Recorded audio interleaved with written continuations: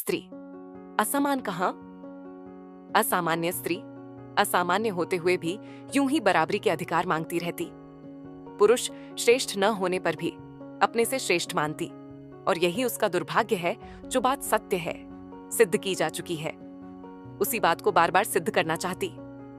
अगर स्त्री ने स्वयं को ठीक से देखा तो कुछ ही दिनों में पुरुष को भी समानता दिवस मनाना पड़ेगा।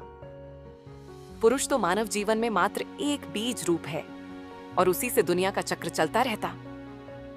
स्त्री के बिना पुरुष मानो तूफानी समुद्र में बिना पतवार की नाव हो।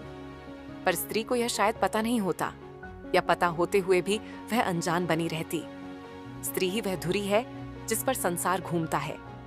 वह चाहे तो इतिहास बनाती, चाहे तो भविष्य को नया आकार देती। समानता की खोज दरअसल उसके भीतर ही छिपी है। वह सृष्टि की जननी होकर भी स्वयं को अधूरा मान लेती। पुरुष के लिए सत्ता और शक्ति ही पहचान बनती है, पर स्त्री के लिए त्याग और सृजन अमृता का पर्याय है। जिस दिन स्त्री अपने सामर्थ्य को पहचान लेगी, उस दिन यह प्रश्न ही असामान्य लगेगा कि कौन किससे बड़ा है। स्त्री और पुरुष दो नहीं, एक ही धारा है, जैसे नदी और उसका किनारा एक दूसरे के बिना अधूरे। बराबरी की गैरवाजिब मांग करते करते कभी सोचती ही नहीं कि पुरुष तो बराबरी के बिना भी उसका मोहताज है।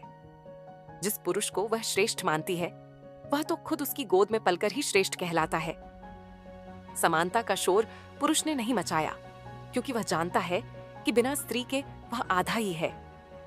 फिर भी स्त्री खुद को साबित करने में अपनी ही शक्ति घटाती, मानो सूरज को हर रोज उजाला दिखाती। अगर सचमुच समानता की तौल हो तो तराजू झुकेगा हमेशा स्त्री की ओर ही, पुरुष चाहे लाख अक्कड़ दिखाए। स्त्री असमान कहां, असामान्य।